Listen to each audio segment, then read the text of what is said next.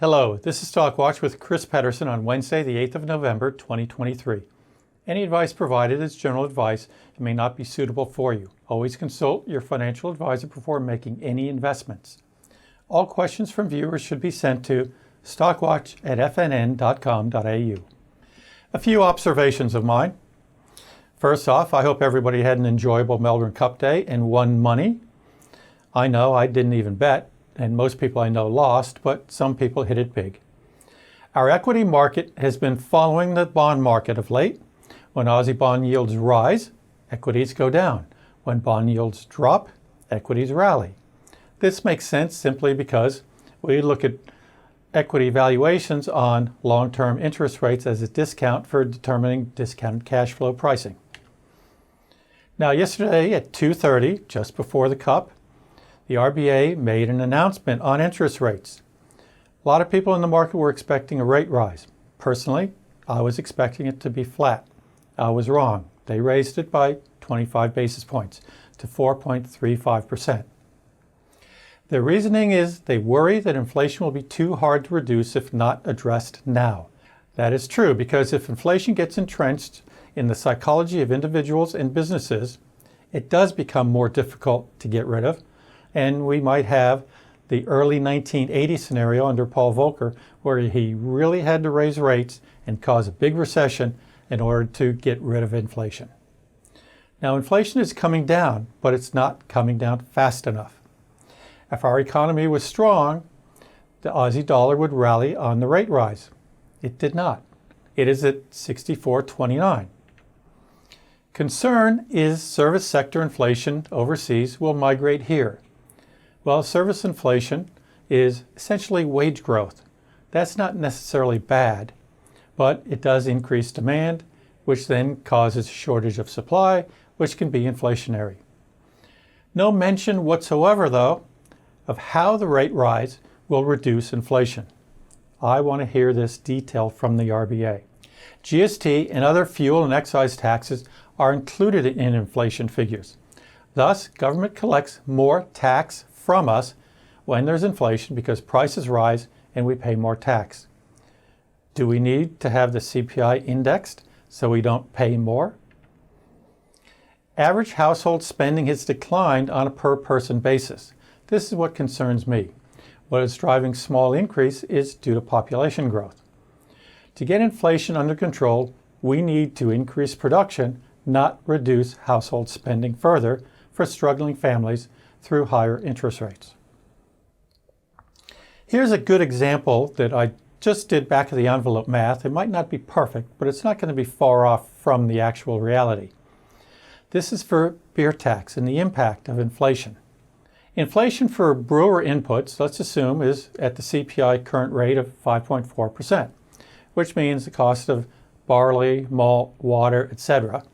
is up 5.4%.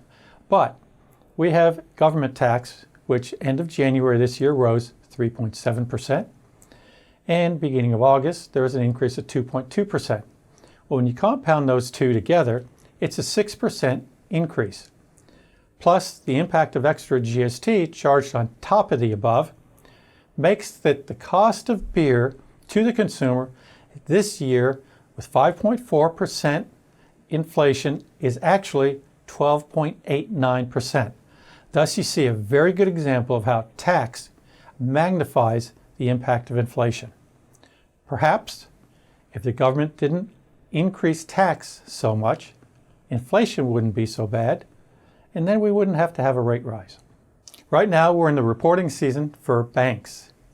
On the 3rd of November, Macquarie reported. They happen to be ex-dividend 13th of November. Westpac reported on Monday, the 6th of November. NAB reports on the 9th. ANZ reports the 13th. And CBA is not a half year, but only a quarterly update, so it's not full financials. They report the following day on the 14th. So after all these banks report, we'll get a good picture of how they're performing. Now, looking at Macquarie and Westpac, there's a key takeaway I observed. One is banks are struggling with growth in revenue. They underperform when you take population growth and inflation into account. They don't just underperform, they're massively underperforming. Accordingly, their focus, in order to enhance earnings per share, is to reduce costs. Now they got a problem here. What Westpac is showing, and Macquarie, is that technology cost increases are greater than the cost savings from the large cuts in headcount. So Westpac has been reducing full-time employees and part-time employees, and still their overall costs are rising because of technology costs. Thus, there's a huge conundrum here. Technology traditionally has been used to reduce costs, but what we're seeing is in some sectors that technology costs are greater than other savings. So we're now at sort of like an event horizon situation of technology isn't everything for helping businesses become more profitable. We still need people working at the organization dealing with individual customers and businesses. Here's an interesting chart that I wanted to share with you. This is for investors and savers looking for how to get a better return on term deposits. The RBA had what was known as a term funding facility. This is where they loaned money to banks at a reasonable rate, which made it possible for the banks to lend money out for increasing their loan book. Now, the term funding facility from COVID is now over, but the RBA is just letting the banks, the duration of these TFF, they're called, run out. What we see is next year, this chart shows the massive amounts of funding that the banks have to repay the RBA, which means that looking at this chart, you can predict a month or two before, maybe even a quarter before, the banks are going to be increasing the rate they're willing to pay on term deposits in order to get your money to help them reduce the TFF responsibility to the RBA. And this is another thing with banks and their surplus cash at call with the RBA. They've had billions parked there, but now you see from this chart that the amount is reducing dramatically. And the red line is the expectation for going forward. Here's another interesting chart of where new MBAs are getting jobs. You can kind of see that one big area is in the technology field. And this chart here is wages are actually booming. This is in the United States, but we see this in Australia. That's when the RBA says that some of the CPI inflation cause is service sector. Well, service sector is really wage growth. Here we see that that problem overseas in the US, they're worried about happening here. And we do have some of that because of the large minimum wage increase not too long ago. Here's a chart I wanted to share with you. And this shows in our market the best dividend growth stocks. To me, one of the most important things about a company that I want to buy is what is its track record for increasing dividends over the years. This shows you the best performers over the past 23 years. The number of times that they've increased or kept it the same or decreased their dividend. This chart has a lot more names, and if you want to get the entire chart, send me an email. Here are ASX companies with net cash balances. Now, the right-hand column is a negative. So net debit, a negative of debit is a credit.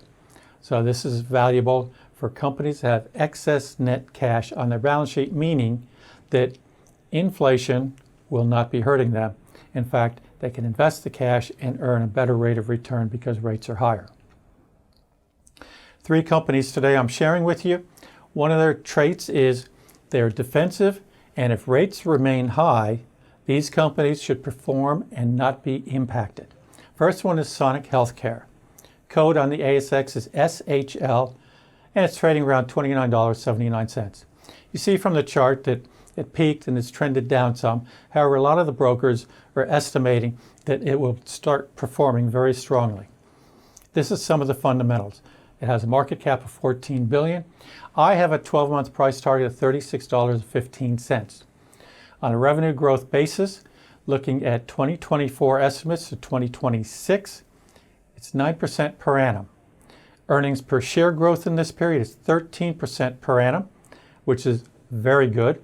and a dividend growth rate in the same period is only 3.6% per annum. Earnings per share growth during this period is 13%, and a dividend growth is only 3.6%. By the way, all these numbers are very good. Earnings per share is the most important one to me because we're a capitalistic market, and it's net profit and how the company continues to perform, increasing profits. The PE ratio on next year's earnings estimate is 19 times, and the yield on next year's dividend estimate of $1.07 is 3.6%. It has free cash flow of close to 5%, payout ratio of 65%. They have plenty of room to increase the dividend payout ratio to keep the price moving upwards. 80% of the revenue comes from pathology in Australia. They also have operations in New Zealand, Australia, and the EU. It's a steady dividend growth history. Buy. Second company today is Cochlear, code is COH, and the price is $246.81. Now today the price has soared dramatically and is over $250. Nonetheless, it's a good company, and I'll explain why. Look at the chart. Yes, it's volatile, but it's in an upward trend. On a fundamental basis, these are UBS estimates, 12-month price target is 260. Revenue growth from 2023 to 26 is 8.6% per annum. Earnings growth is 14%, and the dividend growth is 13.5%. All solid numbers. The PE on next year's earnings estimate is pretty high at 44 times. The yield on next year's dividend estimate of $3.90 is 1.6%. Free cash flow is only 2%. Payout ratio is 70, but this company has very strong history of increasing dividends. So when you look at the company on the future discounted cash flow of dividends, it's attractive. However, because of the price target versus current price, I only have it as neutral, but I would keep an eye on this. Last company is Transurban, code TCL, is trading at $12.47.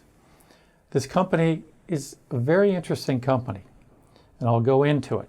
What we see is it's traded off recently. 12-month price target I have is $14.45. The revenue growth for 2024 to 2026 is 8.9%, which is very good. That's toll roads. EPS growth is 13%, almost 14%, and the dividend growth is only 3.2% per year. PE on next year's earnings is 21 times. Yield on 2024 dividend estimate is 64 cents is 3.4%. This is why Transurban is not attractive to me. The shareholder equity declines every year at a rate of around 14% per annum. They pay out all of its free cash flow as distributions. It's not necessarily dividends, because dividends are out of earnings and profit. This is out of depreciation. Australia's largest toll road operator, they kind of have a monopoly, contracts with government, so their future cash flow is pretty assured. It's all based on flow through toll gates. It has roads in Virginia, United States, and in Montreal, Canada. What happens at the end of the license? I don't like the fact that it really has declining shareholder equity. I would not buy this company, even though a lot of people are rating it a buy. As always, if you want to learn more about anything I covered today, including more on those rankings, send a request to stockwatch@fnn.com.au and direct it to me, Chris Pedersen. Hope you have a profitable week, and thank you for your time.